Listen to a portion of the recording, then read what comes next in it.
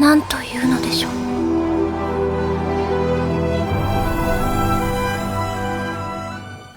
Kadang kita dilahirkan tanpa tahu siapa diri kita, tanpa tahu bagaimana caranya merasa, menangis, atau mencintai. Tapi apa jadinya jika kita harus belajar menjadi manusia, bukan dari awal kehidupan, melainkan setelah kehancuran?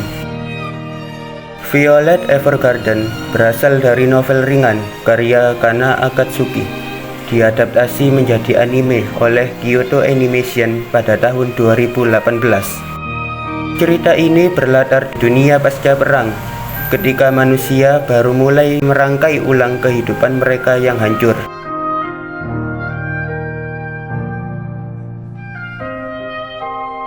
Violet merupakan seorang gadis muda yang dibentuk oleh perang.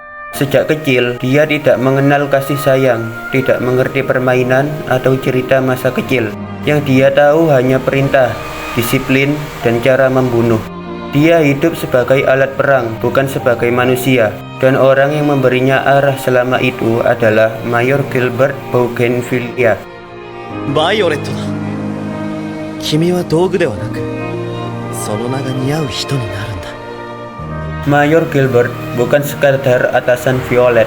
Dia adalah satu-satunya orang yang memperlakukannya dengan kelembutan, meskipun tetap dalam kerangka militeristik. Gilbert mencoba melihat Violet sebagai manusia, meski dunia sekeliling hanya melihatnya sebagai senjata. Namun, perang tidak pernah memberi cukup waktu untuk penyembuhan. Dalam pertempuran terakhir yang brutal, Gilbert terluka parah dan menghilang. Kata terakhir yang ia ucapkan di hadapan Violet ialah, "Aku mencintaimu." 心から愛してる。愛って何ですか？わかりません。私、わかりません。少佐。Bagi Violet, kata itu tidak berarti apapun. Bukan karena dia tidak peduli, justru karena dia tidak tahu apa itu peduli. Saat perang berakhir, Violet tidak hanya kehilangan orang yang paling dekat dengannya, tapi juga kehilangan arah hidup. Ia tidak tahu siapa dirinya tanpa perintah. Ia hidup, tapi tidak benar-benar hidup. Perjalanan Violet dimulai dari kehampaan. Setelah perang, dia bekerja di sebuah perusahaan pos dan menjadi auto memory doll, seseorang yang menulis surat untuk orang lain. Disinilah ia mulai belajar berbicara dengan hati. Setiap surat yang dia tulis adalah jendela menuju dunia emosi yang selama ini asing baginya. Bagi banyak orang, terutama mereka yang merasa terjebak dalam rutinitas sehari-hari, hidup sering terasa seperti menjalani peran yang diberikan tanpa pilihan. Kita sering merasa seperti Violet di awal cerita, kehilangan arah, terperangkap dalam pekerjaan atau kehidupan yang tidak kita pilih, atau bahkan terbelenggu oleh masa lalu. Mungkin kita merasa seperti alat yang hanya berfungsi tanpa mengetahui tujuan sejatinya. Seperti Violet, banyak dari kita tidak menyadari bahwa luka-luka yang kita bawa selama ini, baik dari pengalaman pribadi atau lingkungan sekitar, dapat mempengaruhi cara kita melihat dunia. バイオレット、君は生きて自由になりなさい。 Awalnya, Violet hanya menyalin kata-kata. Ia tidak mengerti perasaan di baliknya. Tapi dari hari ke hari, dari cerita ke cerita, sesuatu mulai berubah. Ia mulai merasakan bahwa dirinya sebenarnya sedang terbakar, bukan secara fisik, tapi dari dalam. Luka batinnya terlalu dalam, namun selama ini ia tidak menyadari bahwa ia sedang membawa beban yang berat. Perasaan bersalah, kehilangan, dan kehampaan mulai menyatu membentuk kesadaran baru. 燃えていません。燃えています。燃えていません。燃えています。自分がしてきたことで、どんどん体に火がついて、燃え上がっています。 Ini juga merupakan hal yang sering terjadi pada kita. Kita terlalu sibuk dengan kehidupan sehari-hari. Kita tidak menyadari bahwa kita sedang terbakar dari dalam. Terkadang kita merasa kosong dan tidak tahu bagaimana menghadapinya. Dalam pencarian untuk menemukan kembali tujuan hidup, kita seperti Violet yang merasa bingung dan terpecah, berusaha mencari tahu siapa kita sebenarnya dan apa yang benar-benar kita inginkan dari hidup ini. Dalam episode ketiga, Violet membantu seorang wanita yang ingin menulis surat kepada kakaknya yang mengalami depresi akibat merasa gagal dalam melindungi kedua orang tuanya selama masa peperangan. Ia juga mulai memahami bahwa kata-kata memiliki makna yang sangat pribadi bagi setiap orang. Tapi momen penting terjadi ketika ia menulis surat dari seorang ibu untuk anak perempuannya. Surat yang dijadwalkan untuk dikirim setiap tahun selama 50 tahun ke depan. Disinilah Violet pertama kali menangis. Ia tidak hanya menyalin kata-kata, tapi benar-benar memahami kerinduan dan kasih seorang ibu. Meskipun dirinya tidak pernah mengenal ibunya sendiri, ia mulai mengerti makna dari mencintai tanpa pamrih.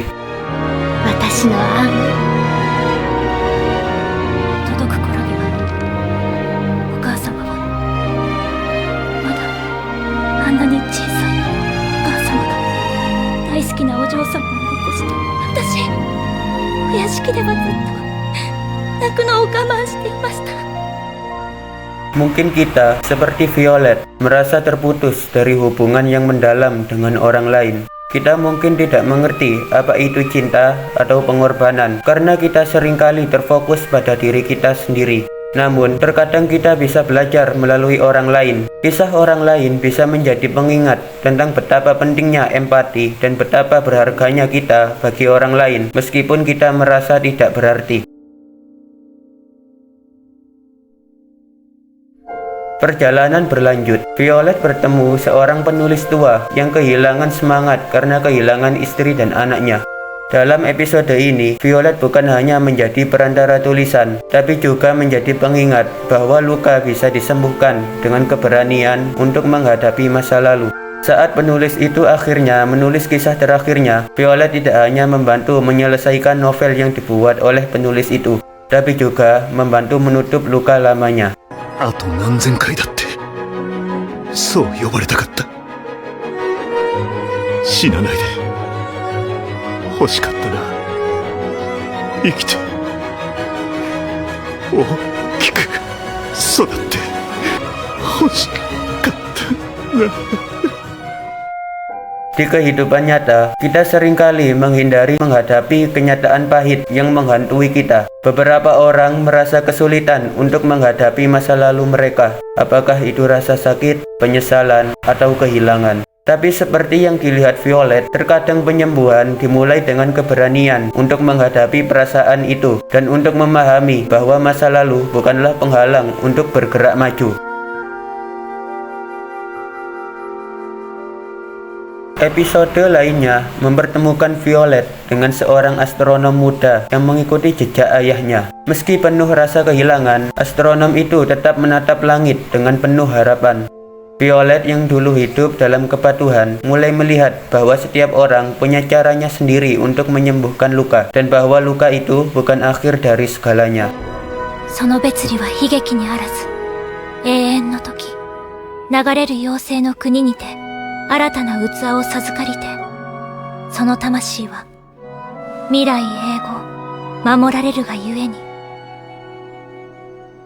Namun, perubahan dalam diri Violet tidak selalu berjalan mulus. Dalam beberapa episode, diperlihatkan kalau Violet mulai dihantui oleh masa lalunya. Ketika ia menyadari bahwa dirinya telah membunuh banyak orang selama perang, ia hampir tenggelam dalam penyesalan. Ia merasa tidak pantas untuk menulis surat tentang cinta, tentang keluarga, tentang pengharapan. Tapi justru di titik terendah ini, dia bertemu dengan orang-orang yang menerima dirinya apa adanya. Mereka tidak melihatnya sebagai monster perang, tapi sebagai manusia yang sedang belajar hidup.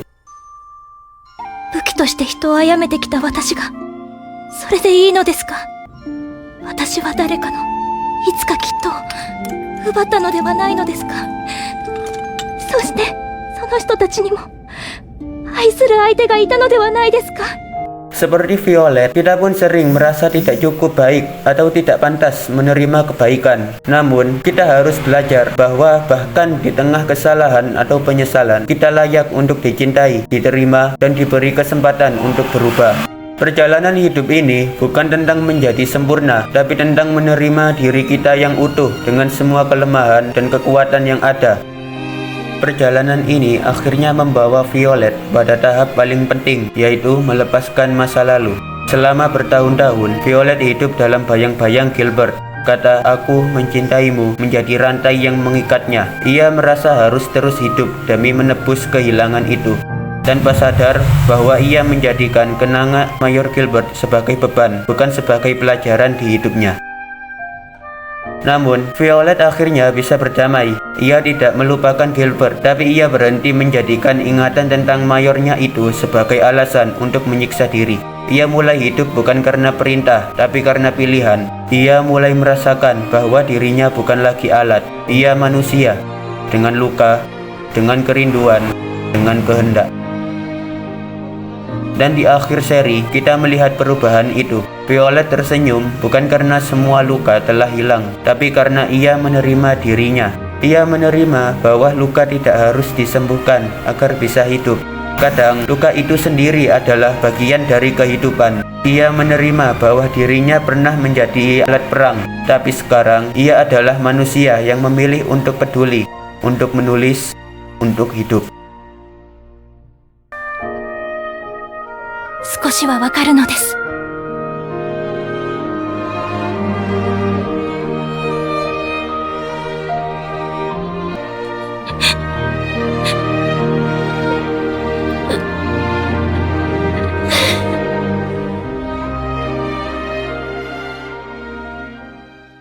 Perjalanan Violet Evergarden adalah perjalanan menuju empati. Ia tidak mencari cinta dalam arti romantis. Ia mencari pengertian. Ia ingin tahu mengapa orang menangis, mengapa orang rindu, mengapa orang memaafkan. Dan melalui setiap surat yang ia tulis, Violet belajar menjadi seorang manusia. Pada akhirnya, Violet bukanlah kisah tentang cinta, tapi tentang kemanusiaan, tentang seorang gadis yang tidak tahu apa arti perasaan, namun perlahan menyadari bahwa dunia tidak bergerak dengan perintah, tapi dengan hati. Dan dari hati yang pernah hancur itulah, Violet membangun kembali hidupnya. Ia tidak lagi terbakar, ia adalah api itu sendiri, lembut, hangat, dan penuh cahaya bagi orang-orang di sekelilingnya. Seperti Violet, kita semua juga pernah punya luka, tapi bukan berarti luka itu menghalangi kita untuk berkembang. Kita bisa memilih untuk hidup dengan penuh empati, peduli kepada sesama, dan menerima diri kita apa adanya. Jadi, apa yang menahanmu dari melepaskan masa lalu dan mulai hidup dengan tujuan yang lebih besar? Mungkin seperti Violet, kita hanya perlu melihat lebih dalam ke dalam diri kita untuk menemukan jawabannya. お客様がお望みならどこでも駆けつけます。自動手記人形サービス。